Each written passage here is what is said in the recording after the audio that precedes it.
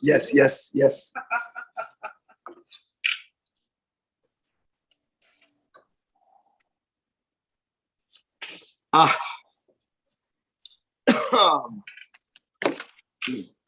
Error. Nachamon.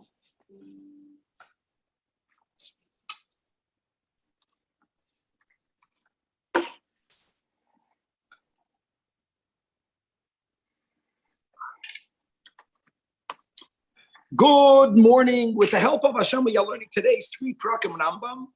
We are going to conclude Hilchos Kelim by learning Prakim Chav Zayin and Chav Ches. And Be'ezras Hashem, we are starting Hilchos Mikvos Perek Aleph. First chapter today is Perek Shiva Be'esim. I would like to dedicate this class L'Ila Nishmas, all of us, all of our parents that are no longer physically here. By us in Chabad, the minig is that during the year in which we say Kaddish, at the end of davening, by all of the tefillos, we learn Mishnayos. So many of us here, sadly, are familiar with these Purakim. We learn Mishnayos Hilchos Kelim. We learn Mishnayos Hilchos Mikvos. This chapter, Shiva Ve'esrim, for those of us who are familiar with that, the Perek, is mamish, the first Perek of Mishnayos that we learn. And I just want to make a point. Observe the change of the Seder of the Rambam, and it's awe-inspiring. I have no idea why, but what we will be learning in this chapter, and all in a series of 3, the Rambam is going to begin to make, you have klal, pratu klal. We're coming towards the end of a very important part of halacha hilchos kelim. The Rambam is going to start putting together different kelim and pointing out that each one of these types of kelim have 3 categories. In the Seder of the Rambam, there's going to be Shalosh Tevois, and Shalosh Arevois, and Shalosh Agolois, and Shalosh Trisin, and Shalosh Tarbusin. And as we'll see, certain Kalim, those that are also, at least also meant to be sat upon, laid upon, ridden upon, they are also susceptible to Tumas Midras, which is the highest level of Tumah. Other Kalim, as we are learning, if they are not made to be sat upon, even if people do so, but if I'm sitting on something that is designated for something else, and those who want to use it for the something else will tell me if I'm sitting on it when they need it, Amoid, you have to get up because Venasa Melachtenu, this has to be used for its primary purpose. So then it's not susceptible to Tumas Midras, but it's still a Keli. It's susceptible to all the other Tumas. And then you have these unique utensils that halachically is not called a Keli, and it's not susceptible to any Tumah. So the Rambam is going to speak about when you have a chest, when you have a kneading trough, when you have a wagon, when you have a shield, etc., how each one of them have all of the 3 categories. Happens to be that, as we'll point out, the Seder of the Rambam, for some reason, is not like Rabbeinu HaKadosh. And Mamash, and Gal Einai va'abita neflois mitoiras hanesher hagadol. Why did the Rambam change the Seder is beyond me?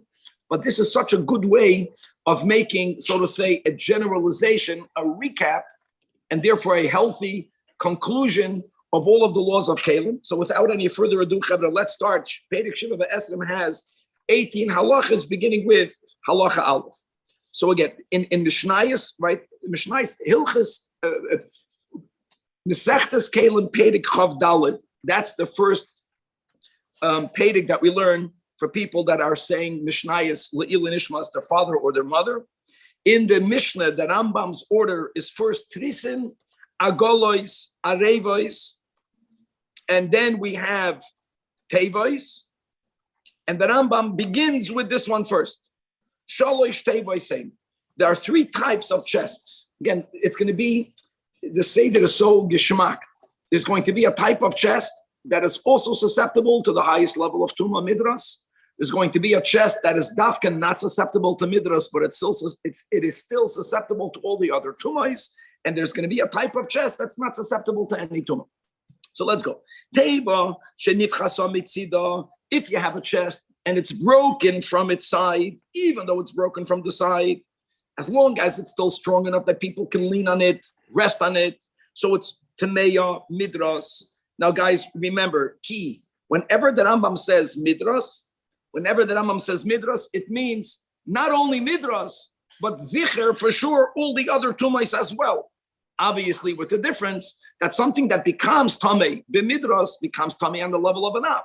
If all the other tumas would mean even if someone is tamei mace, which means the person is an av, and that person touches the chest, right? I'm not even going into halal cherev. Let's just leave that. Just remember those words. Whoever knows what that remembers what that means.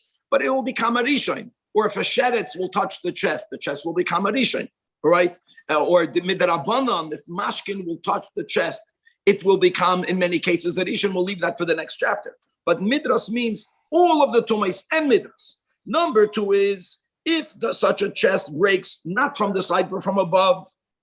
Now, even though we learned yesterday that a shida, which is a much larger closet, even if it breaks from above, being that people can stand in it, it's still susceptible to midras. But we also learned yesterday, not by the chest. If a chest doesn't have the top, then no one is going to lean on it. Elama, tamei mace. Whenever the Rambam writes tamei mace, it means tamei mace. All the other tumais, but not midras, because it's not usable anymore. Maybe someone can turn it on the side and lean on it. Unless you designated it for that, it's not shaykh to midras. And then haba b'midam, gewaldig. So haba b'midam is that when you have a container that's so large, remember that asuya lenachas, and the standard is that if it can contain 40 sa belach, which is 2 kud, which is 60 sa biyavesh, if people are not going to move it, so then it's completely tahor. It's not susceptible to tuma at all. To a certain degree, it's like something that's a fixed v'chuber lekarka. Next, base shalish arev is saying 3 types of kneading troughs. I know many people here are familiar with this because we spent 11 months learning these mishnayos. Shalish arev is saying if you have an areva, again, mamash, we just happened to learn this yesterday.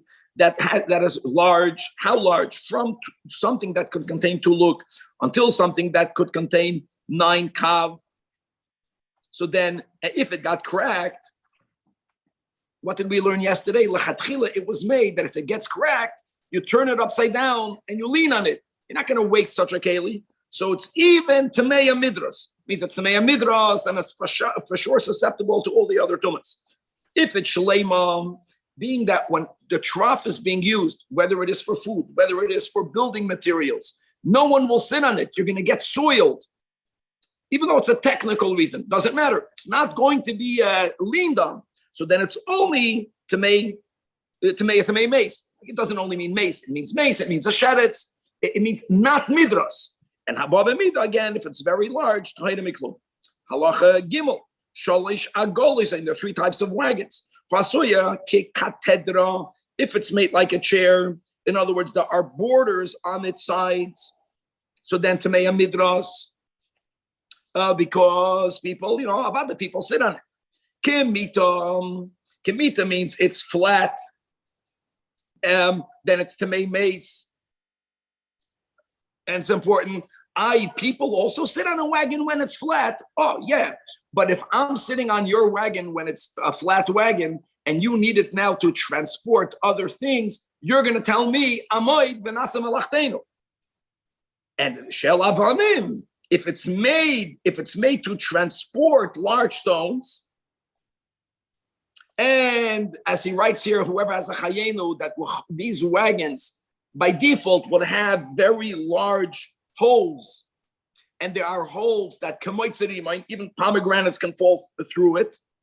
So if you remember, when it comes to many kalim, if it's broken, or even though it was made lachatchila this way,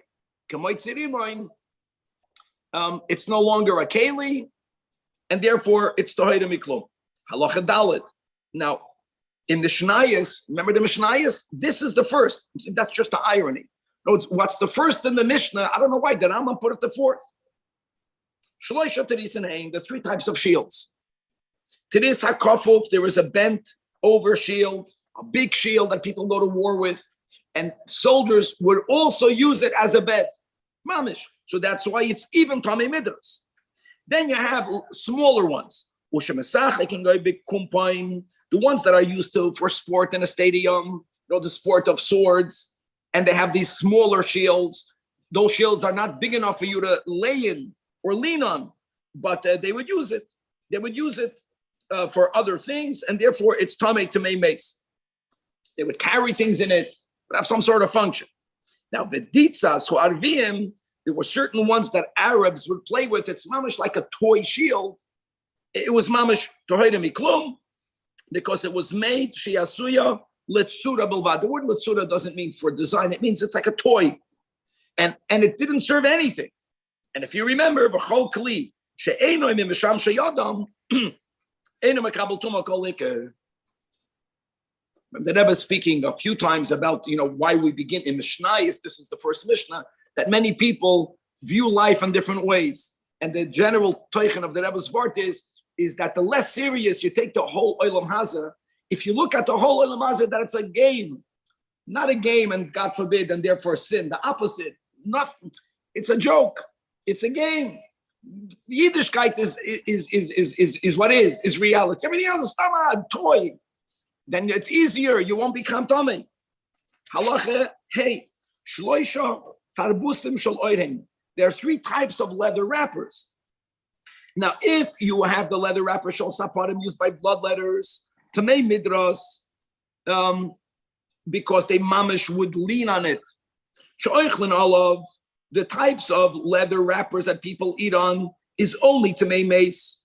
And if you remember yesterday, anything that has the remnants of food on it, people won't lean on because they're going to soil their clothes. That was yesterday the combers of the wool, so it's not used to lean on, but it's still a keli. Those leather wrappers that people would spread olives on is torin miklum because they would only use it for that purpose. And if you remember the rules, anything that's serving a person is a keli. No, it's mishamshei adam could be a keli. Generally is a keli. Mishamshei adam is that we learned in Perek Daled, something that's only made for something else, but not for people at all, is toheda miklum. Halacha vav. Now, at least over here, I can say, I'm saying halacha hey, which is the 5th in this chapter. Here we are aligned with Mishnayos. If you look at the Mishnah, this is taka the 5th in the Mishnah. Halacha vav here in the Rambam is aligned with Mishnah vav. I'm just pointing out the wonder why the Rambam began in a different state. Sholosh b'siso is saying the 3 types of bases that are placed before a bed, bases that are placed lifnei hasoifrim before scribes. If you can find me a base before a scribe, Kevin, that would be amazing. Then tamei midras, the highest level. If it's a base that's put in front of a shulchan, tamei mace, but people evidently did not lean on it. However, v'shal migdal. Now we're speaking about a oversized migdal that in itself is that clay eitz ha'asoil nachas. Therefore, it's not susceptible to any tumah. And a base that was placed in front of these large migdalim become part of it in certain cases. So therefore, just like the migdal, because of it being a keli ha'asoil nachas, it's not makabel tumah, neither will the base. Toyin miklum, because it became, or it becomes, or it is mixas migdal. And why is that? Because it was built, the form of this buses, it like matched. It became part of that furniture. You can look at, people don't know what they're doing and they put 2 pieces of furniture together. You see it's a bad shidduch. No, this is a good shidduch. It becomes part of it. So there we go. We found a base of a scribe. Love it. Okay. And now you see why it's Tomei Midras, because the guy is sitting on it. Work. Thank you. That was a great picture. Halach Zayin. Sholosh Mito is saying the 3 types of beds. A bed from a yeshiva bacher. Okay, a bed from a working man that never gets to get into his bed. No, I'm just kidding. Sholosh Mito is saying one that was made to lay on, to sleep on, that Tomei Midras. Shel Zagogim, the ones that are made to place glass on. Tamei mace. Tamei mace means that you're not going to have, people do not lay on it because you're going to break the glass. You're going to get hurt. Shal saragin, weavers upon which they weave their clothing, to hide miklum, because it's only used to support the begadim. And that's the rule, that anything that's only misham shekelim, and I'll tell you more, it's misham shekelim, that was very good. A bed is a pshute kleyates. Pshute kleyates, remember? The shalosh midos. If it's misham she adam v'kelim, it's takatami at least medivrei seifrim. If it's only misham shekelim, the shas malachton, which is exactly, you used it only when you were working, it's ketoyda miklum. Halach ches, shalosh mashpulei, saying the three types of baskets. Shal zebel, we spoke about this yesterday. Dispenser means that you want to fertilize your field. You're not going to hold the manure in your hand. You put it in this basket. The basket obviously has holes. That which is in it is getting dispensed. And you're walking, or the animal is walking up and down the field, and the zevel is going out in the right measure. So that is also Tameya Midras, Oigevalt. And the reason for that is, it's amazing. People, when they would have these dispensers, then this was a classic basket that had a cover. And actually, the guy, it was connected to an animal. Where would the person sit? Many people would sit on top of this dispenser while it's being led through the field. So it's mamash serving as a seat. Shalteven, those types of baskets that only are for the holding of the straw, to mace. But Abervas, it's not midras because no one sat in it. Maybe these baskets were too weak, or maybe these baskets had no cover. Mustamed had no cover. A rope net carrier borne by camels. In other words, it would hold merchandise, but it had very large holes. It was like a net. Because the ropes were very thick, and the not to lay on. And number one, so it's not royal midras, but more important, that the eyes means the openings, the holes are sevachim rechavim harba, the very wide. It can't hold anything other than the few items that you throw on the camel. It's still like a chavolim, and it's mamash amazing. Yesterday, what was the final din that we learned yesterday? Perik chavav, the final halacha, that when you take the better part, the rope doesn't even have to be taken to the mikvah, because ropes are not kalim, and they're not susceptible to tumah. And if they were part of a keli when they became tumah, now that you took them apart, it automatically loses its tumah. Fits. Halacha 9. Shloisha mapatzenein. Stam, you have to know digduk, which never, I don't know, we did not learn digduk enough. You see, stam to know, sometimes it's shalosh, sometimes it's shloisha. It's about, zachar, nekeva. So you have three types of mats. Also, yeshiva, if a mat was made to sit on, then tummy midras. The shel tzaba'in mats, which dyers place their garments on, are only to make mace. The point is that it's called anything that's made like Kabbalah, and maybe these mats have maybe a rim, or it's considered something that's made like Kabbalah. So therefore, they're not judged like Pshutei Kleyates. So at least they can receive all the other tumas. The shalgitais, but those that are used, right, just like we had before by the olives, that you spread on it. Because then we say that's a classic Pshutei Kleyates. That's only mishamesh kalim and only b'shas malacha. If you remember, it's not even tamim midarabanan. If you say misham sheyadam, halacha yud. Shalosh chamasay saying there are three types of leather pouches, and there are three types of turmalin. Turmalin is a shepherd's pouch or a shepherd's bag. We had these words in yesterday's parakim. Hey, hamakabel and kashir. If it's large enough, then they're even to make midras, because not only would they carry stuff, but the shepherd would use it as a pillow when he would lay down. The kamen shiyuran. So if it's a chemes, 4 kab, a turmal chamisha. If they were smaller than that, even though they're clay kibul, so they're mekabel, they're made to make mace, but not midras. If it's made out of any part of a fish, if you remember going way back, I think it was even in the first chapter or all the way in the beginning of Hilchos Kelim, the Rambam taught us the rule that anything that comes from the sea, even if it's fish or certain things that grow, the seaweed, they're never susceptible to tumah. So therefore, even though it's a kibul, it's a pouch, it's tar miklum. Halacha yudalef, shloisha oiroi saying, 3 types of hides. If it's made l'shotiach, if it's made as a rug, So then Tamei Midras. Also, if it's made to wrap Kalim, then it's Tamei Mace. It's amazing. So you're wrapping it, even though it's flat, it's just a hide. But if it's made as a wrapper, we view it as something that has a clay kibble. The shalatzuos, if it's used for straps, if it's used for sandals, not that it is a sandal, you'll be making a sandal out of it. So it's it's a non-finished product. Halacha Yudbeis. Shloisha Sedinim Hein, but 3 types of sheets. Ha'asil l'shchiva sheet, that's made to be light upon and to make midras. Ha'asil ha'paroiches, but it's made to be a curtain to make mace. Why?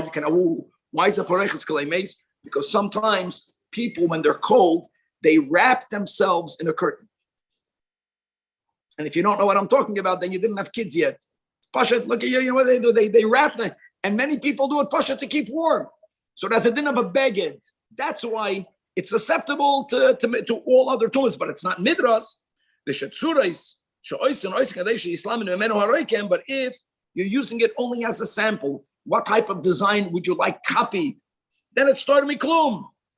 Because saying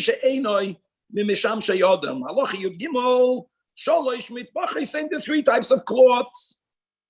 In other words, rectangular pieces of fabric, shel yodayim, a cloth napkin, is even to make midra. Sometimes people use it again to lean on, to put it under their head as a pillow. Shel safarim, if it's used for scrolls, it is to make mace. Because sometimes if someone was cold, they would take off these nice fabric book covers and they would put it over their arms, they would put it over their legs, they would keep warm with it. Beg it. Shel tachrichi amaze, tachrichin. Even though it's not made for human beings, it's made for remains, but not for a living. The shel nivle ben a levi, or if it's made for the musical instruments of the Levium, and it was only used for that, and to hoida miklum, because again, it's only serving a keli. Anything that only serves a keli, lefi she'ena mimisham she'adam. And maybe you say that a body has a din of a okay, right? Halacha yudal. Oy ha'asu kemoyad. A leather garment that's made into a shape of a hand. We're speaking about gloves. Shemachnisim boy hayad. You put your hand in, you put your fingers in because of the cold. The chayoyts of a hand. First of all, the glove that we are referring to is called perak linen. Now, ushloisha perak linen, the 3 types of gloves. Guys, anything that's made to keep you warm, that's called a beged. We're not talking about that. We're talking about the gadim that workers use to protect themselves from getting hurt. That's not your normal beged. So if you have those that are worn by people who trap animals and they don't want the animal to bite their hand off, these thick gloves, they are also to make midras because it's so big that they're also used to lean on. Shel chagavim, the ones that are used to trap grasshoppers, you can just imagine they're much less heavy duty. Then to make mace. And why is that? Because again, it's interesting. It's not a beged. It's also for protection. But you're not going to lean on it. Elama, sometimes you would put the grasshoppers in it. Oh, that's a keli. The ones that are used by harvesters, right? Because here again, it's all about you not getting dirty, to protect your clothing from filth. So it's called mishamshe. It's protecting my clothing from getting dirty. It's a mishamesh kelim b'shas malachton. Very good. Halacha tezva. Shalosh sevach is saying the 3 types of hairnets. Shal yaldom, the ones that were worn by girls, tmei midras, because maybe they would remove it and they would lean on it. Shal zekena lochayda, elderly woman never removes her hairnet because she doesn't want people to see her hair. Then tmei mace, because it was used for some purpose, but not to lean on. Now, types of netted garments or hairnets that were worn. We already spoke about this yesterday or 2 days ago, that when people would entertain in a bar, they would dress very immodestly, and we cannot classify what they wear as a beged because batla daton. They would basically wear a garment that's a non-garment. Halacha tezayin. Shloisha sandalim, the 3 types of sandals. If they're meant to be worn by a man, even if it's not a shoe defined by something that covers all of your foot, it's still, you put your feet in it. That means you stand on it, you lean on it. It's midras, even midras, to make midras. The metal shoes putting on animals' feet are tamei tamei mace. Why, you guys? Don't forget that kalim that are made only for animals are not tamei at all. But sometimes the person would take off the metal shoe of the animal and they would fill it up with water. They would drink from it. So it also serves men. And if it's made out of sha'am or tzfira, if it's some sort of cork or reed shoe for an animal, which is very flimsy, other than the animal wearing it, it serves no other purpose, then Torah miklum. As a rule, guys, kalim, begodim of behemoths that is not used for anything else is not susceptible to tumah.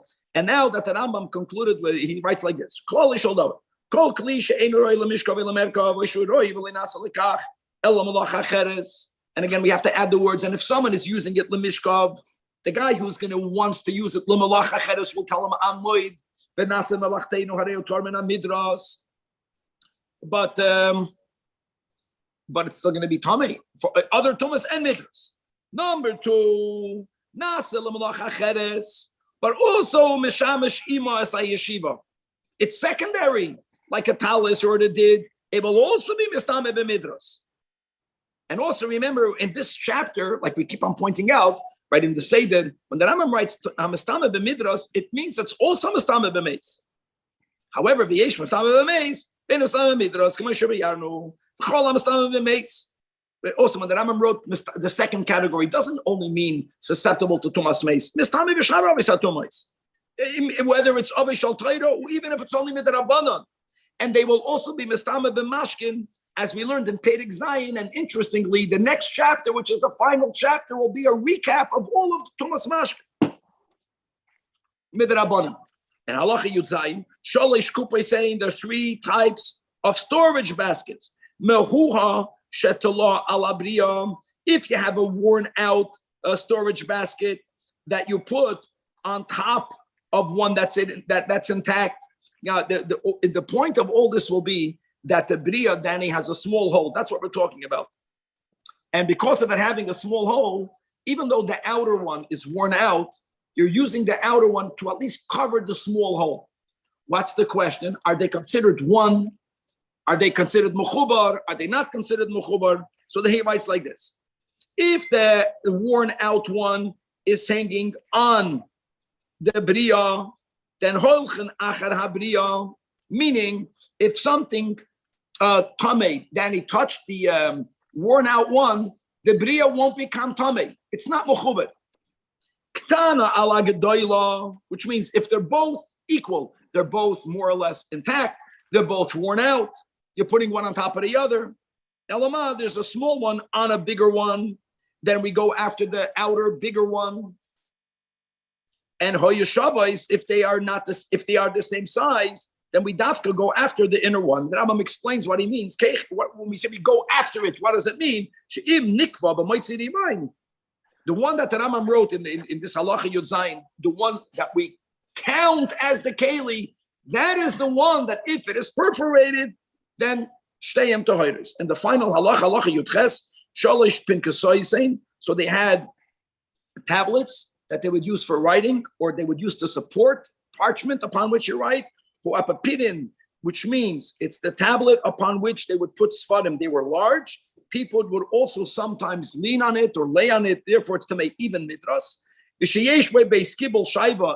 there was a rim around it, so therefore they would pour hot wax that they would write on the wax. It's to make mace. Danny, what's the pshat? The pshat is pshute klayes midoraisa, not to make mace. But since it has a rim, it's called it's no longer pshute klayes. And v'chalaka toida miklum. And toida miklum means that lefisha ein olav tzudas keli. I want to add something, guys. That obviously, if this tablet, the halakha one, if it was large enough to sit on, don't forget what we learned yesterday, a whole chapter, right? That even pshute kliyates, that midoraisa is not tummy with shar tumais. If it's meant to be sat upon, it's tummy midoraisa with the midras. We're speaking about one that doesn't have that size. And that concludes Perek Chavdalid. Yidalach, we are continuing Perek Chavches. Perek Koyach is the final chapter of the whole of the scale. And you know what's amazing? Like the last chapter, the Rambam is always into the klal prato klal. Right, the whole beginning, he gave the klalim, he gave the tayag mitzvahs, then he breaks it down. It's common that after the prat, he goes back to the klal. That's what we are in. So the Pedic Chav Zayin was a gewaldike, klolasdike Pedic. He spoke about many real life used utensils, and each one has 3 types and b'chulei. Here, this chapter, the final chapter, is dealing with mashkin. That if you remember, midrabanan, mashkin is matame kelim. Now, guys, let's quickly review Daddy Halka. If, first of all, mashkin, that's matame kelim, another step prior, that even if mashkin had contact with a sheni latuma, mashkin will always become a drabanan addition. Mashkin always become tchila. And then the next drabanan, and normally we don't make 2 drabanans, we do over here. Mashkin that will touch a keli, even though midoiraisa, unless mashkin hazav, which is an av, rishon cannot make a keli tummy. But since there are certain liquids that are taka tummy in the level of av, which could be matama kelim, so the Chachamim says all mashkin, the 7 liquids, if they are tummy, even though they're tummy only midrabanan, they can be matama kelim. But they said like this, to remember that tumas mashkin is midrabanan, if mashkin touch the inside of a keli, all of the keli is tummy. If the mashkin touched achoyre hakelim, then only achoyre hakelim is tummy. Only achoyre hakelim is tummy. Then we learned also it's tummy to be mitama other mashkin. I'm not going to get into that. And not oichlin, but the achoyre hakelim is tummy for chulin, even for truma, but not like kodesh. Just to remember that. It means that if mashkin touched achoyre hakelim, if kachim went inside the keli, it will become tummy.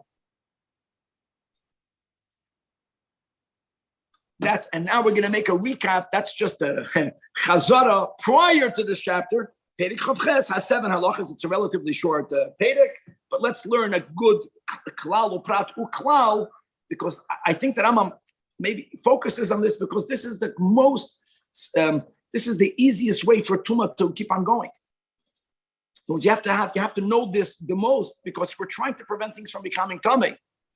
You have to chap. How, imagine liquids that touch a sheni, they become tchila and they can be matama kelim. So let's remember how this works. Halacha al kol hakelim sheyesh lohen beis kibul, and that they acquired tuma because mashkin touched the outer part, the outside part of the keli. So take it's tamei midrabanan, but to remember that it's tamei midrabanan, not to be soidef. Not truma, not kachim. It's only the outside is tummy. Loy nitma toichan. Not only loy nitma toichan lechulin, even not for truma. And remember that Rambam is, he's implying that which we should remember, that toichan is tummy la kodesh seder. But it's enough of a remembrance by knowing that even la truma, the inside is completely taught. Now let's speak about only the outside is tummy. You know what's not? Not only is the inside not tamei, not even ogneim is the rim. The rim is not considered the outside. V'loy ozneihem, ozneihem means the handles. Imagine the handles are on the out there, not tamei.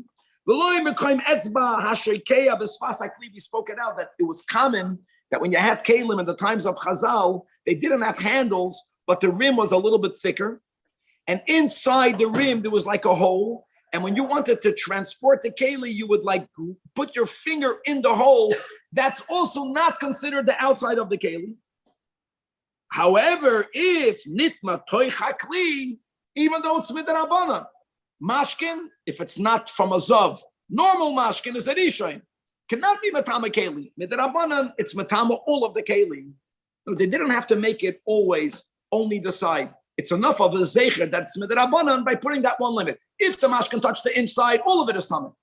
If the mash can touch the outside, other than for kodesh, only the outside is tamei.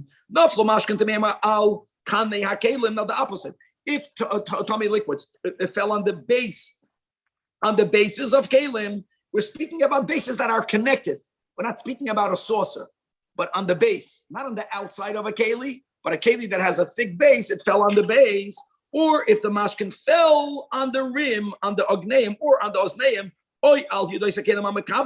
so then, gurnish mitnish, only dry off the mashkin tameim, behem toidim.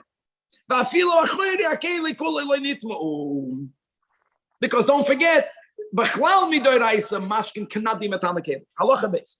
Echad kli hasak, kelim that are made from very coarse hairs, like sakin and martzufim, socks and carrying bags, oy kli ard, clever kelim, like common pillows and blankets. Echad kli eitz, afilu kupais umashpelos, baskets and dispensers that we just learned about in the previous in chapter. But these are kelim that you can turn upside down, right? Im nitmu acharem b'mashkin, loy nitma toichan. What's the chiddush? I'll tell you the chiddush. Because these are kelim that are made from materials that you can mamash flip it inside out. Think about a leather pouch. So one would think, I get it. Only the outside, not the inside. But what about a kelim that's made from a material that you can make the outside the inside? And don't forget, if mashkin tameim touch the inside of a keli, all of it is coming. So one might have thought that if it's a flippable, however you would word it, keli, maybe we're going to be more machmer. We're not more machmer. Halachi gimel. Pshute klei shetev. Klei shetev means any kelim. There are some kelim that if they become tamei, they cannot be taken to the mikvah. Who remembers what they are? Well, everyone knows about the klei cheres, right? What other keli cannot be taken to the mikvah if it became tamei? Glass and mats. These are the three kelim that cannot be taken to the mikvah. Klei shetev means all the other kelim that could be tahar through the mikvah, but they're flat, so there isn't an inside and an outside.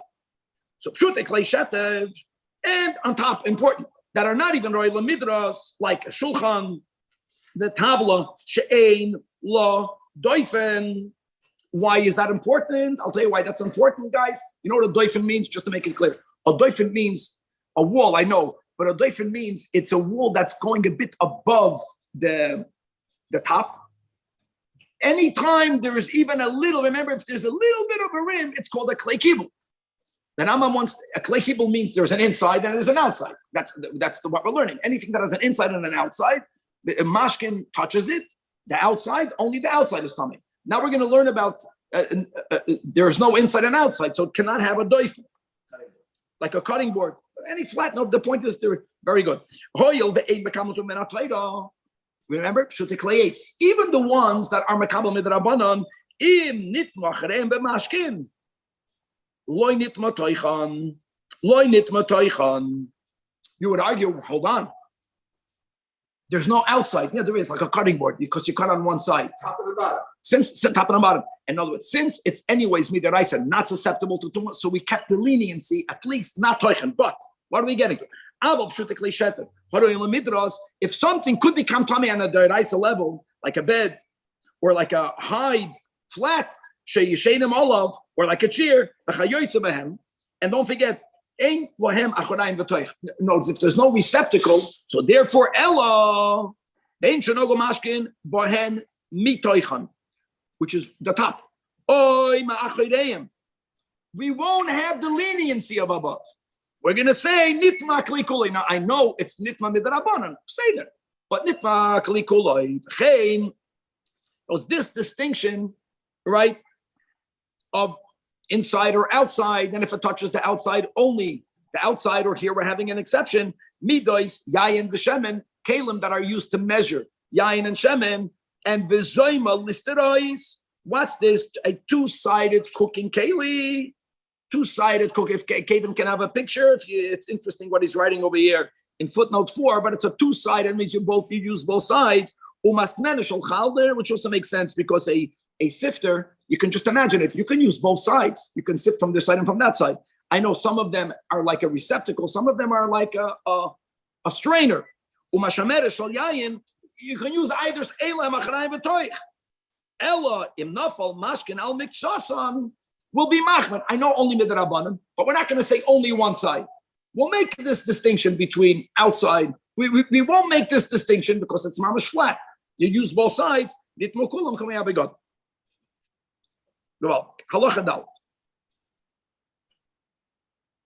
Now, a melamed, a mardeyan, a melamed, if you remember above, that Rambam actually sometimes called all of it the mardeya. We're speaking about a plow. The malamed, you know, what's a malamed? A malamed physically, if you have a picture, it's some sort of instrument that was put on the neck of the animal. If you want to make sure the animal goes in a certain direction, so there was a keli that directed the animal. That's why a malamed is called a malamed. Meaning that you're a talmidim lach, not that they're behemoths, chas v'shalom, they're tzaddikim. But the goal of the malamed is just to direct a child better. Okay, anyways, yesh lem acharayim v'toich. Ketzad, acharayim v'toich, now that's a chiddush, because it doesn't have a receptacle. There are two parts to the, you have to have a picture. Just, I'll say the words. There was one. Sorry, that's the two-sided cooking device. All right, thank you. But Kevin, we're moving on. There was a charchur, guys. Just to know, on once there was a stick and it's flat, but on one end you have a very wide piece of metal. That wide piece of metal somehow did something to the earth in a much more general way. That was called the charchur. And then we have the darban. The darban, we had that word before, was it like just a tooth that went into the ground that did the actual plow. We're calling that inside and outside. It came out of the stick in two different places. So like this. Naflo mashkin on the charchor. It's any part of that stick of the plow that's not within 7 tvach, it's called the outside, or it's called separate from. Just like we said before, only the outside is tummy, not the inside. That's not what it is. Also, if mashkin fell on the darvan, that other little skinnier tooth that went into the ground that actually did the chadisha, that's what we call it a plow. However, if it fell in any other part of that stick,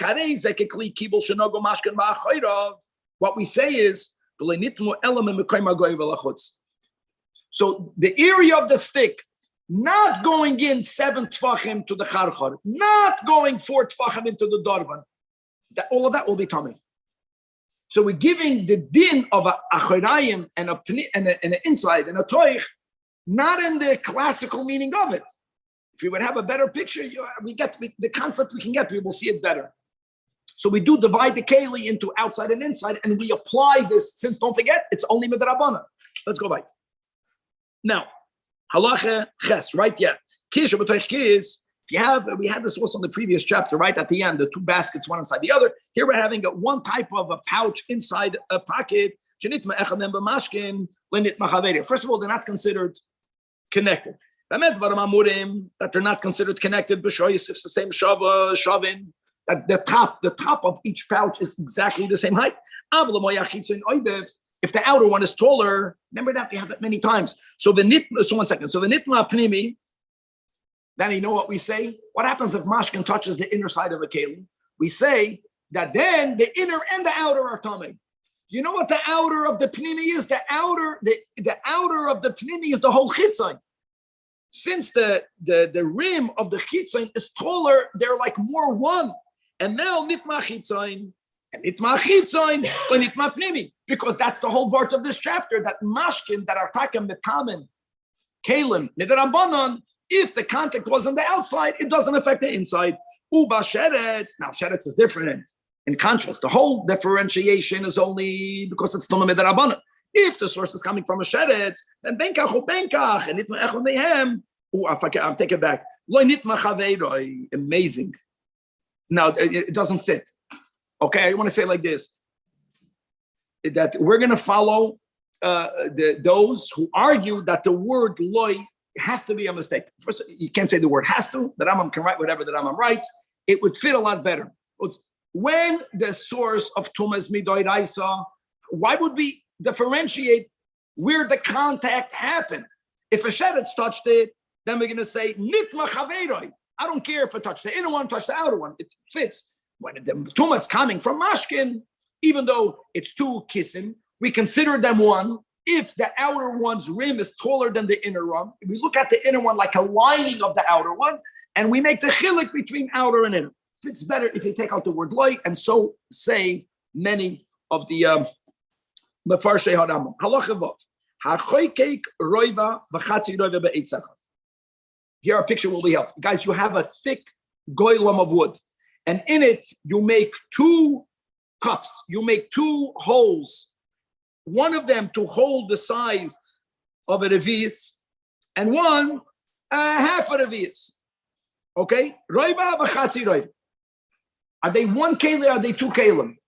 One piece of wood, two indentations. So first of all, even though there are one wood, why? Because they're two kelim. Every keli, I'll tell you more than that. You know what the point is? They're different sizes. A different size. It's like a tashmish miyuchad. They're considered separate. Now, 1 second. If mashkin touches the inside, what do we say? The inside and the outside become tummy. So if the mashkin went inside the hole that holds a revis, haroiva va'achoid of tameim, inside and outside of that part of the wood, even though it's physically connected, and the chatzi haroiva, the hole that has chatzi haroiva, and the outer part of that is tohid. Similarly, nogu on the smaller one, also mitoichai. So then chatzi haroiva va'achoid of tameim. And the other part of the same goylam of wood, but the one that's in it, you have carved out the roiva, is tohid. Now hold on. Don't come and tell me, that's already a little bit of an intro to the next series. Well, if I'm considering, right, this that has two indentations, that's a great picture, separate kalim, maybe when I take it to the mikvah, I have to put all of that which has to be tarred, has to be under the waters, as we'll see in the first chapter of mikvahs. But if you're considering it two kalim, one might have thought only stick in half. We don't say that. Then again, Tara, you have to put everything under the water. Now, I don't know. Now, I think it's common sense. No, it's in the picture that Kevin showed, half. Now, let's go even better. Let's go even better. How did we begin this chapter? Right, a good review of Tumas Mashkin. If it touched Achoyda Hakelem, even for Truma, so let's go. Or if it only touched Achoyda Chatzi Yorev Mashkin. Now listen to this. Listen to this Chiddush. Hare Achoyda Hakeli Tameh. The inside of none of the holes are Tameh. But the outside, all of the outside is tamei. Why? She'ein cholke b'sa'achorayim. I can tell you, I'll pick Kabbalah this. Why is it half in the floor? I don't understand. You know, if because then we would argue, Danny, that since they are mishamish, tashmish, echad, they are considered one keli. Dafka like this. No, it's the same block of wood. The only way that you can separate them for sure is because I had one of those at home that it was for salt and pepper, so it's carved out. I think if it has the same size, the same size and they are interchangeable, you can't say that they have tashmish in the yuchadim. If they don't have tashmish in the yuchadim, then the physical connection connects them. Let's leave it at that. Yeah. I want to go with this concept that we say that notes tchilas on the seifan. Achorayim is the lowest level. God is one. Separation. So dafke by achorayim, we apply that you can't separate achorayim. There's a deep concept over here. Is it the opposite? You would think the opposite, but in other words, there's always the lowest level is somehow always connected to the highest level. Highest level can never be the Eibishter is one. Echad yachid u'miyuchid. Separation is when you go away from the Eibishter. So you have the Shtalshul Yatzilus, Pnimius, each midah separated. Dafka when you come to Acharayim, she'ein cholkem es Acharayim. Our generation is Acharayim. The Achdus that we have, God never had from the Jewish people. That's why the Rebbe says Mashiach is coming for us. We do say you stood Acharayim when the P is in commentaries. Don't confuse me. If the source touches, anyway, this is a good liner. She'ein cholkem es Acharayim. Okay, let's go back. Halacha Zayin, the final gever we should dance. The final, not dance because God forbid we're going away from it, because we're completing it. It's a shleimus. And you should know a rule that Rambam is so good in Mesayim B'toiv. The last thing will be tahar, but let's go. Kumais So you have the case, mashkin tameim touch the kettle. So we're learning. So only the outside is tummy. Now let me ask you a question. If the outside is tummy, if you remember mashkin, how mashkin is matama mashkin. The Rambam says you don't even count by mashkin. One might think that when you put the kettle filled with water on top of fire, what's going on over here? Tell me what's going on over here. The water is bubbling. The water is boiling. It's shayach, you might argue, that the water on the top that's boiling, some of that and the steam touches the outside. The outside is tummy. That mayim is tummy. It can therefore be matama the mayim inside. Mashkin, again, I know that mashkin midrabanan will be matama the whole kumkum. We don't say that. But kumkum is and it's martiach and it's boiling over. And then and if that were to happen, then the whole keli would be tamei midrabanan. Elo harei mashkin shebetoichai tohorim litrumam. Yidden mazel tov. It's a big simcha. And here we say Hadan Allah, because unless you're a genius, which many of you are, but I'm not, you have to review this many, many, many, many times to really chap this. Get photos. And now we would love to stay with Kalim. We don't have a Breira Pasha because we have to go on. We are starting with the last series of the whole Sefer of Tara, which is Hilchos Mikvos. We're beginning today with Perek Aleph.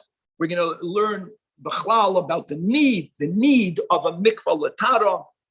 We're going to learn about the exceptions where some things cannot be made pure, even though they're taken to the mikvah. We're going to learn about the time to go to the mikvah. It says day or night. We're going to go back. We're going to go to Adam and Kalim, as generally by Adam, the time of the mikvah is the day. There are only two exceptions. Remember, Nida, not Zava, and the Yeledas that they go dafka at night. We're going to have a lot about kavana by tefillah and dinei chatzitza by tefillah, right? Roiv u'makbet. It's good to be chazer. Many of us should be more familiar with these dinim, meaning not the yeshiva bachrim here, but the married people, because today we practice mikvah, b'negeya hilchas issues. So there's another aspect of that, and these dinim will be alike. Midoiraisa, anything that's on roiv of the body and the person is makbet, creates a chatzitza midoiraisa only when you have both. Even if it's roiv, but it doesn't bother you, midoiraisa, it's not a chatzitza. Midrabanan, either roiv or makbet is a chatzitza midrabanan, and we'll speak out that we are machmir again for hilchas issues lachatchila, not even to have miyut she'ena makbet, which is why we take off all the nail polish, and we don't say lachatchila. No, it's good. I'm not makbet if it's perfectly put. B'di'eved, that will be a case where it's miyut, ve'ena makbet. But anyways, let's start first with the intro. Hilchas mikvos, mitzvahs, asay achas, v'hi sheyitpoel kol tameh b'mei mikvah. And only then will you'll be tar, again, just to speak out, that again, we can quote the Kesef Mishnah. We made that diuk when we learned the Rambam above. And that is that ultimately the tahara, that's the question, is not you dunking under the water. The tahara is you being oila from being dunked under the water, from you being under the water. Going back, the ratzoi is not metai. Let's use these words in Hasidus. The shuv brings the ultimate tahara. See that? Because you go back into the world of Acharayim. And by Acharayim, she'ein cholken Acharayim, the ultimate unity, ironically, is dafke in oilam hazeh. When it comes to toveling, how many dunks do you need to do? If you're saying it's about coming out, so then do you need to do 1, 2, 3? So I know we're going to learn this in a few moments, but I cannot hold myself in. It's going to be shocking what we're going to learn in this Perek. One of the things that Rambam quotes at the Seftem, you're not allowed to dunk twice. We're going to get to the Shalom. We're going to speak out. I know again that we're not learning Shulchan Aruch, but it's good. We're learning the base of everything. Perek Rishon. Perek Rishon has 12 halachas. Halacha Aleph. Kol hatameim. Bein adam bein kelim. And bein shenitmu b'tumah chamura shel Torah. The highest level of tumah. Or whether it is the lowest level of tumah midrabanan. Once that person, or once that keli is tamei, ein lahem tahara elam. Betfila, b'mayim, nikvin means gathered, bakarka. Now, the Rambam is not writing that mikvah alone is enough. Make no mistake. Like, for example, to make maze, you have to have azah, shlishi, ushvi. I know that. The Rambam is not writing that nothing else is needed. The Rambam is writing that mikvah is always needed. Let's go back to my example. If someone has to make maze, it's not enough to have azah, shlishi, ushvi. You also need to have mikvah. No, it's the constant by kara, the mitzvah, who the shaving and the whole procedure on the first. Many tumas need other things as well, but this is a gavaldic statement. Mikvah will always be needed. The last chapter, Filchas Mikvahs, will speak about netilas yadayim. That's for the Rabbanan. And even though the Rambam writes over here, even if it's Tumah Devrayim on the whole body. So don't if the Tumah Devrayim is only on the hands, anachanami, whether you need to have tfilas yadayim lakotchen or netilas yadayim, but if the body is tamei, Tumas Gevia, midrabanan ye'era chatzi pras b'toich zman achilas pras, right? Even if the food is only a sheni, you have to go to the mikvah. Okay. Halacha base. Kol makom shenem about the rechitzas basar the kibbutz begadim. When you have the words rechitzas basar, or you have the words kibbutz begadim in atuma, don't think it means to take a bath or a shower with sabon. No. Einoi elot tfilas kol aguf b'mikvah. That's what the Eibishter means in the Torah. Rechitza means mikvah. And furthermore, the Rambam is the Vizeh goes back to what he writes, the whole body. It says by Yazov, the Yodav loishata b'mayim. It sounds like that Azov would only have to wash his hands. So he didn't wash his hands. No, the Rambam says it means that even if the whole body went under the water, but not the hand, if any part of the body was not under the water, and he writes not only the hand, your little pinky, the Rambam is going to write a piece of hair, then you don't have a mikvah. That's what it means. V'yodav l'shat v'mayim. Kolay m'shiyitval kol gufay. And v'uadin l'sharat tameim. She'im tova kulay. Elama chutz me'roish etzba katana. The little pinky nail did not go under the water. Was not submerged under. Adayin hu b'tumasing. Now, Yisrael, it doesn't mean again that going under makes you tar. So let's go with the Kesef Mishnah, with the Rambam. That's the way people understand. It's the leaving the mikvah. But you have to leave from being completely submerged. That's the okay. You should know everything we're going to learn. The ikir is shmua. Guys, Torah shabal pet. Torah shabal pet. Ikir Torah shabal pet. There's remazim. There's asmachtas for everything or for many things. Harei nemar, it says now this pasuk is in Shmini only concerning tumas shratz, which is a much lower tumah than a zav. But there it says b'mayim yuva, the tamei adar of the Torah being an avlochalat tameim. That's b'mayim yuva. Well, it's by the zav that the yadav leishatav. It's like a inverse limud. If your hands were not shatav, which means even your hands, but where did the Torah write not implying direct is by tumas shratzim. You have to be yuva b'mayim. You have to be completely in the water. Halachim kol ha'kelim shenitmu. So first of all, there's tumas adam. Now let's go to tumas kelim, and we repeated this in the previous chapter. Yesh lahem tahara b'mikvah. There are three big exceptions. Number one, cheres. And you know, we learned that from, I think the Rambam writes it here, right? Yutats. Yeah, the Rambam's going to write, Tishbairu. By Klei Cheres, the Torah writes clearly, if it became Tameh, there's no solution other. Shivirosan Zeu Takonosan. Klei Zechuch, as we learned in the beginning of Hilchos Kelim, Midoi Raisa, Klei Zechuch is not even one of the Kelim that the Torah mentions. Elamah, Midrabanan, Klei Zechuch, which comes from sand, is to a certain degree similar to Klei Cheres. Not even always. We learned in Hilchos Kelim, Klei Cheres is only acquiring Tuma Ba'aviroi from inside. Klei Zechuch is only through touch. Inside and outside are equal because it's see-through. But if a glass becomes Tameh, then the din is it can never be fixed by taking it to the mikvah. And the third is the mappa, it's the mat. We're speaking about a reed mat. And the Rambam is going to write why each one of them, if they become Tameh, there's no way out. Klei Cheres, it says befedish. Why sish boidu? Take it to the mikvah. Right? So therefore, ve'ein loitara ela shvira. That's al pi chasidus, there are certain types of klippas that the only way to get rid of it, normally you inspire a person, right? A kind of parakim chavtes, lamed. Sometimes you have to break only by breaking it. The Rav in Gan Eden, how we gave his class over there. Oh, number two, afilu chibra b'karka. Now remember another din. Normally the rule is karka is not makabel tuma. connecting something to the karka. And we learned a detail yesterday. Remember that if you have mamash keli, connecting it is not enough. You have to connect it, and then you have to build on top of it. It won't work. There's no way where klei cheres. Afilu chibra bekarka and afilu keva b'masmer. Not you nailed it in, even if you filled it up with siddur gispis. In other words, you can't use it anymore. It's part. No. Harei hu kamay shahaya ache yishavim. Subrechen.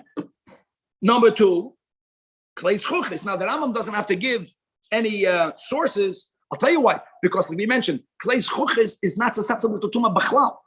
Midoraisa. The Chachamim said it's susceptible because it comes from the earth the way cheres comes from earth. So it's only logical if it's leaning on cheres, the rule should be the same. And therefore, that once it becomes stomach, I know only midrabanan, you can't make it Torah by the mikvah. And the third exception is the mapots. We're speaking about a mat that has no base kibble, right? That's made out of clay eights. And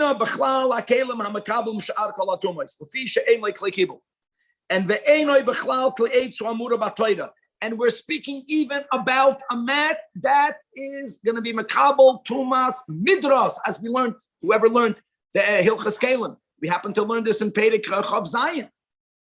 So there are times that a mat will become tamik d'oiraisa. Elomar, the Torah in Parsha Shmini, that enumerates different types of kalim. Never spoke about a mat.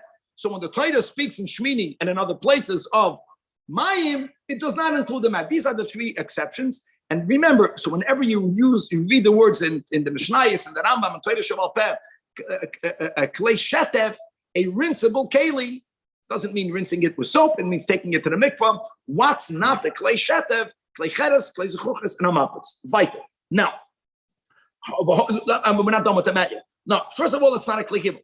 So you can argue, is it only tamim midarabanan? Well, sometimes, yeah, only midarabanan. But v'hoyel v'roylam nishkav, and therefore v'nisrabel tumas midras v'ladin toira, but the kivin she'en loy tuma v'tara b'feidish, and yes, v'nisrabel tuma because it's a midras lo yisrabel atayr b'mikvah she'en mistayr b'mikvah ela kelim amurim b'toira, and therefore, guys, v'en lamap v'tara ela.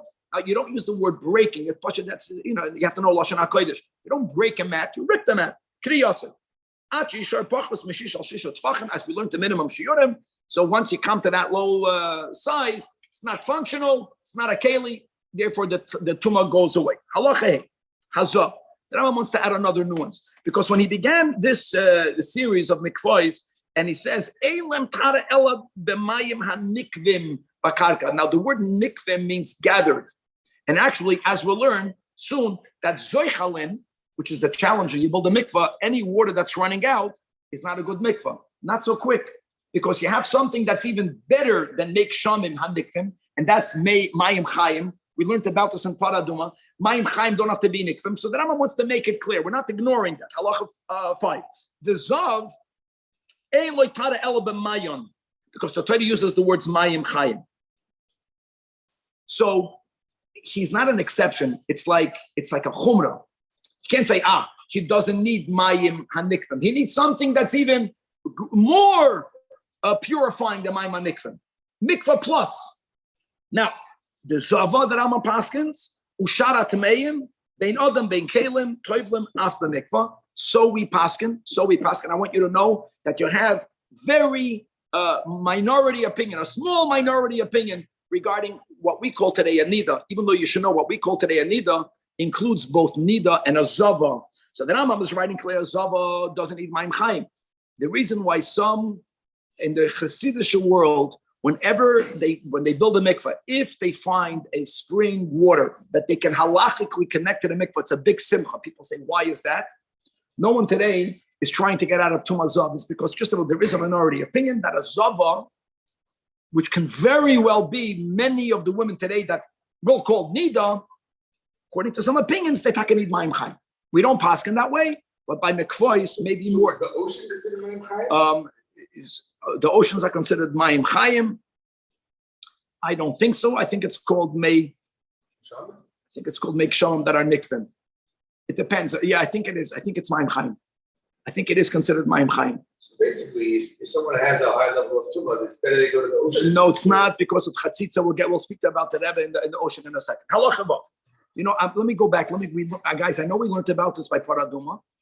Actually, I think the Yamal Kiyonis that we already learned about it. I forgot, but at least I remember that. Only the summer and the winter. That's for rivers. That's for rivers. Right.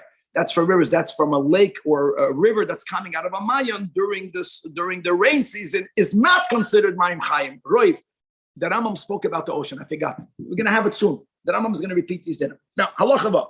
Kol chayave tefillah is another din. Now let's go. General rules. When do you go to the mikveh? So if you're chayiv to go, the rule is you're chayiv to go by day. The only two people that are chayiv dafke to go at night is a nida no yoyledes. Shetfilos and balayla, as we learned in Ilchas Nida. So when we say that, the various steps of how we got to practice the laws of Taras HaMishpacha that we practice it today, the Hagdama, the Alter Rebbe writes, the Hagdama from the Alter Rebbe quotes the Ramban and the whole Seder. So one of the first steps is that we mix the chumras of nidus and zivus. What's the chumra of a nida? Nida is the most lenient. No, that you go by night. Even though we do shivas nekiyim, we also go at night. Ubal keri, but a balkedi doesn't have to go during the day, but a balkedi needs to have head of shemesh. So if someone had a seminal emission, they can go to the mikvah at night, but don't forget that when will they be allowed, let's say, to go up on harabayas? Only after they come to the next night. He can go with chilas alayl. As it says, lifnois erev means evening. At head of shemesh. So even when you need a head of shemesh, don't think you can go a moment before shkia, just to know you're good. Then you have night. You have the smallest break until your tara is complete. You can go in the beginning of the night, and then you have to wait until the next head of shemesh. When you go to the mikvah, you have to immerse your entire body when you are unclothed at one time. At one time means you can go, half of your body and then the other half of the body and even overlap. All of the body has to be under the water. If the person has a lot of hair, the Gemara writes regarding the Persians, the Gemara calls them a bear because they have a lot of hair. The Gemara says that, don't look at me, Kevan. Even though they're amazing, they're very, very not hairy, but so Chazal say that. Yatvil calls Sa'arosh. So then the hair does not create a chatzitza, but the hair is part of the body. So when the Rambam is writing in Halacha Zayin that all of your body has to go under the water at the same time, it means that all of the hair has to be under the water. Not a derabanan, din doirais. Now, what happens if a person was not orayin, but they were wearing garments? Now, the garments allow for water; they absorb water, right? If you're wearing a garment and you walk out in the rain, you're not going to remain dry. So, oibazoi, also lehem tefillah. You got the mikvah. The pnei shamayim boyim bahem ve'enam chaytzitzin. Two points to make.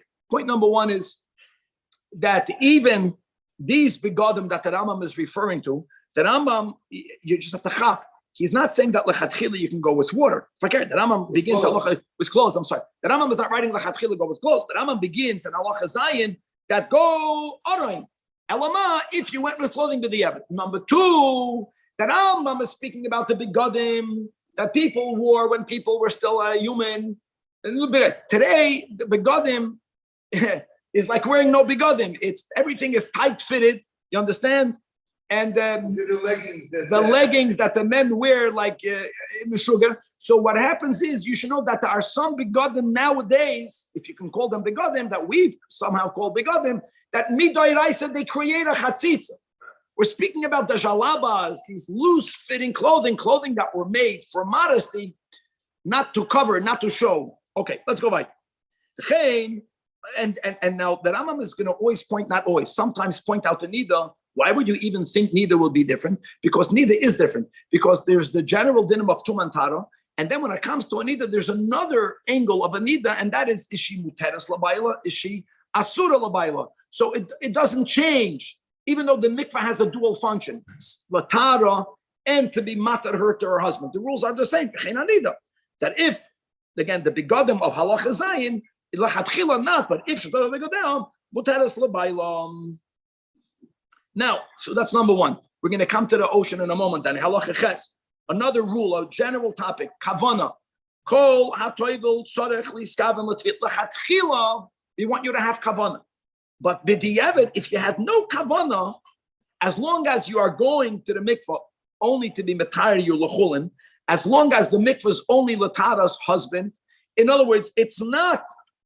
That was the whole third chapter of Chagiga. It's not for Ma'aser Sheni, it's not for Truma, it's not for Kachim, right? The different milos over there. So then it's good b'diavad, not lechatchila. Afilu nida shetavel like havana. Well, the phrase she was thrown into the mayim, or she went in there to just to cool off. And you know what's interesting? You have to put halachas ches and halachas zayin together, because when we're speaking about someone that nafla l'toich hamayim, most people don't walk around arayin. Nafla l'mayim means l'chayra when she was dressed. You know, she's walking, and that's the whole point. And b'diavad you can be wearing the begadim. B'diavad you don't need kavana. Aval, don't forget, l'truma v'kachem eina tohida acha titboil b'kavana. Now, I'll be pnimius yanim, just to know that when it comes, even let's speak about men going to the mikvah, as we learn a lot, that there's two kavanas that we have when we go to the mikvah. Either the mikvah is the concept of bittul, including in the bittul is the fact that you are unclothed. It's humbling. You're not a gracer person, right? The king and the pauper are all the same in the mikvah. And more that there's an inyan and chasidus that going to the mikvah is mesiras nefesh, because you cannot live under the water. We're being meiser nefesh, and that's the pnid. You know, so you don't need that kavana. But if we're speaking about the ideal kavana, al pinigla, the kavana is to become pure. Part of that, the pnini is how do I become pure when I become more bottle, or at least I aspire to become more bottle, and I'm willing to arouse, to awaken the mesiras nefesh part that's within every Jew. Halacha tes. HaKoifes yadav v'raglav, if someone had his or her hands tied, their feet were tied, and they were put in a canal of water, amas hamayim. This is all a hemshech of kavana. You know, it's when you go into the water, you're having some sort of kavana. If you were tied up and you can't move, and then there was a flash flood here in Los Angeles, Punta. Thank God for the rains. So you were covered with water. The point will be, you don't need kavana. The point is you have to be completely immersed under the water. Then you'll become taught. The ropes are not chatzisa? The ropes that are not that. If Kevan will tie you with ropes, chatzitza. But if someone that not so strong as you, you're a good point. Sometimes it could be, sometimes it won't be. Now, the Rambam is going to write 3 halachas. And remember this, guys, we're not paskening, but it's so good to learn. Here we go. If you jump into the mikvah, you know, there's something called like a diving board, a jumping board, or you jump in. We'll get to why in a moment. Number 2, if you go under the waters twice, where is Yisrael?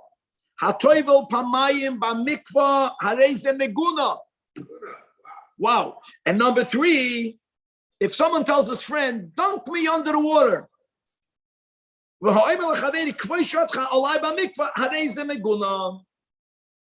Now, Danny, I'm in the mikvah. I'm asking you to dunk me under. Someone dunk me under the water.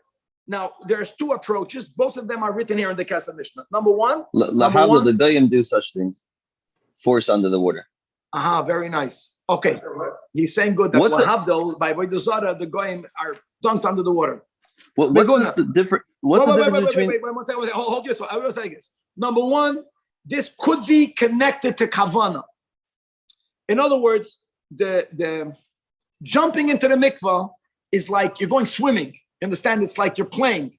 Dunking me under the water is like playing. Some people connect it to that. It's either, it means my kavanah is not to go to the mikvah, or it looks like I'm not going to the mikvah. I'm playing around. The dunking twice.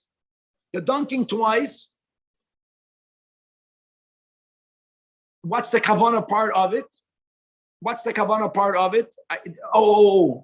a question mark. So I'll tell you, there's another whole approach over here, and that's going to be very important. Some understand that all of these 3 megunas is speaking about, Danny, a mikvah that has exactly 40 sa'ah.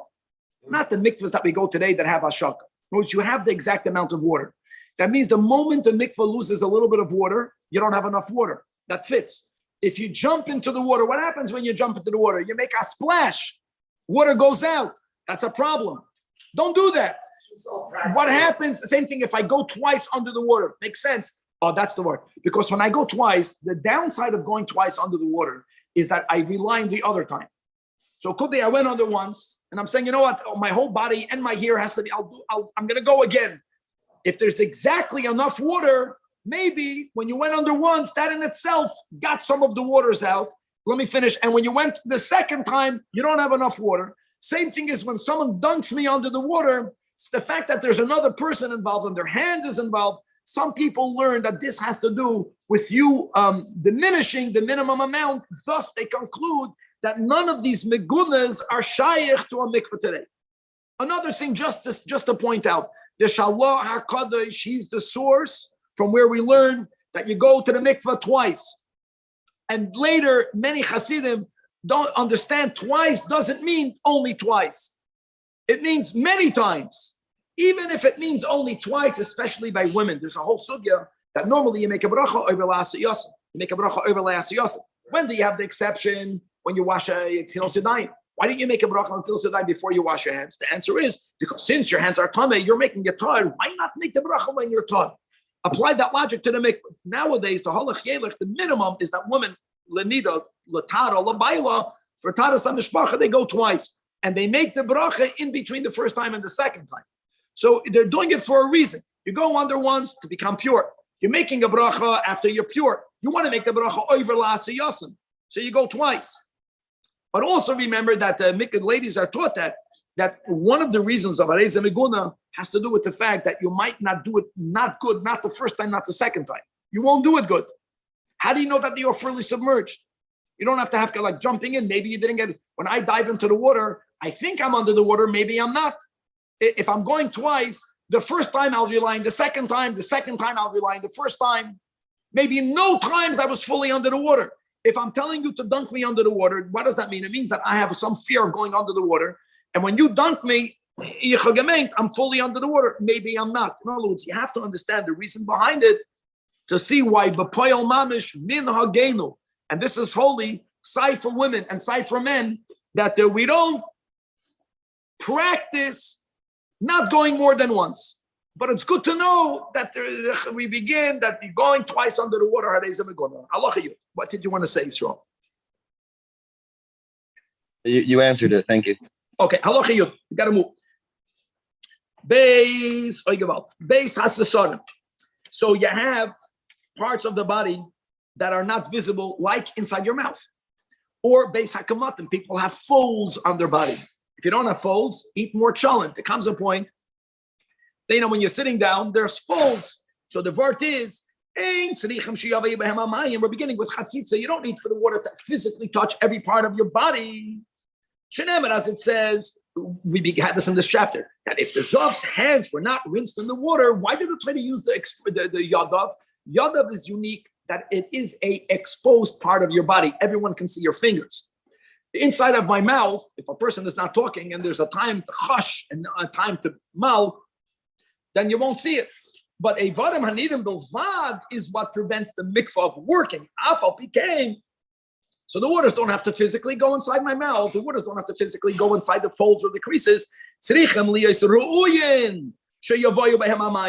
And meaning, so if you have stitches on your gums, ask Rav Shayla whether you can go to the mikvah. I don't have to open up my mouth, but that's something else, right? Kol haroy lebila, that's the klal. Like braces on your teeth. Like braces on your teeth. Find out there's a lot of, the dinei chatzitza are not excluded from inside your mouth, but the poyel mamish, the waters don't have to go there. Now, that we want it to be roy lebila. We don't want for there to be something chaytzitz. That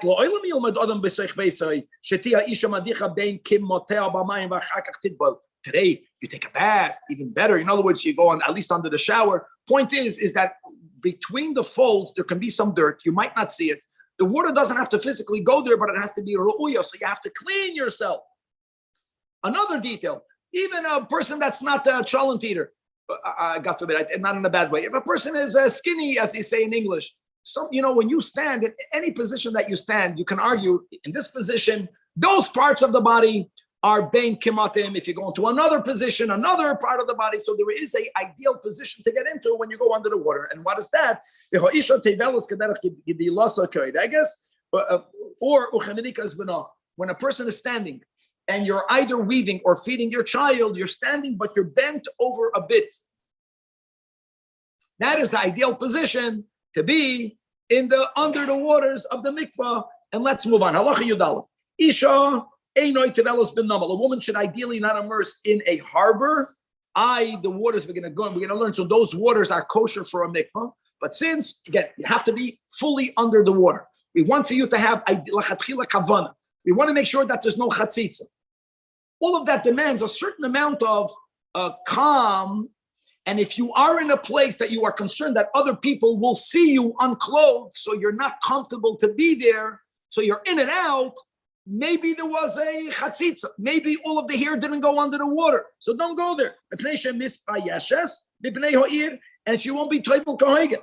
Now, that's all because she's worried of being seen. So, there's a solution. But if she's going to set up a machitza that will give her a visual modesty,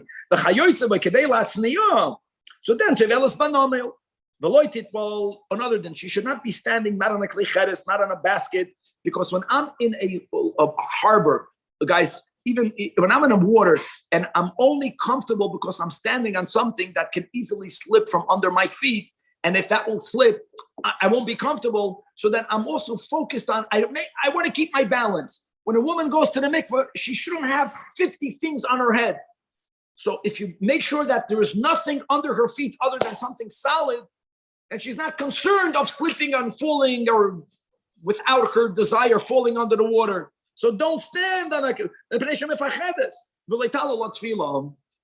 it could lead halacha yud beis, the final halacha, hilchas chatzitza. We spoke this out in the intro. These are dinim that all of us should be familiar. All of us married people, right? Roiv umakbid, either roiv or makbid midrabanan, not roiv and not makbid. Here we go. Halacha yud beis. Echad adam beechad hakelim lo yeh davar choitzes beinim u'bein hamayim. Nothing can be intervening. For example, a piece of dough or a piece of tit, which is mudbak al basar ha'adam, which is common, nor al guf hakeli. Ella, if there was something adhering to hareze tama kishahoyu v'loy also lehem tefillah. Now, hold on. How much of the keli or the adam have that on it, which this values their tefillah? Bar toira im haydavar hachitzes chayfe es roiv ha'adam or roiv hakeli lo yasalem tefillah. If you have precondition number two, number one, it covered roiv. Number two, the person is makbid on your body or makbid on the keli. Makbid means you would rather it not be there. Roiv or makbid is a chatzitza midorais. If it's either one or the other, we'll see. Midoraisa, the tefillah is good. It's only a problematic midrabanan. And somebody say alalev. Beinavar ben liyavar. I don't want to remove it. I don't care if it's there. Even though it's covering roif. Even though I'm makbid, if it's only meal. Midoraisa, roif umakbid. Midivrei shleifrim, either or. Even though it's al miyuta. Why did the Chachamim say that?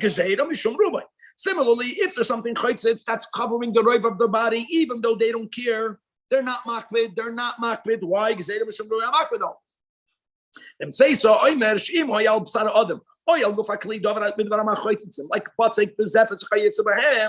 now, even if it's only as small as a chardal, but if you're makbid, well, you also like tefillah, guys, add the words midrabanan.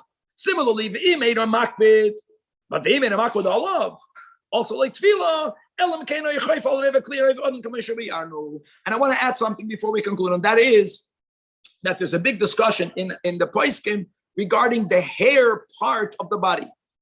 So what happens, Danny, if a woman went to the mikvah and there's a davar that's on roiv of her hair? like it used to be some types of dyes. If a woman dyes her hair, and colors the hair, and it's so substantial that if when the hair is wet and she puts a towel to it, that towel will become colored. That's called something of substance. Now, if it's covering roiv of her hair, is that called roiv of her body? There are opinions that hold that we view the hair part as a standalone place of the body, and if it's roiv there, God forbid, if it's roiv umakbid, then you got yourself a problem, even midoy raisa, vachatzitzo. Or no, we look at the whole body, and only if something covers either roiv, like we mentioned, even though she's not makbid, it's problematic midrabanan. So if she's not makbid, and it's only on the hair, then it's not roiv and not makbid. Then even midrabanan, it's a good tefillah. Is makbid a subjective or Makbid is a subjective, and the way we say makbid, another important thing about makbid, I'm happy you asked that, is that would she go to a wedding? That's the way they word it today in halacha. Many women are not makbid if they're in their homes. Right. Like if you have some crack on the nail polish, but if you're going to go to a wedding and then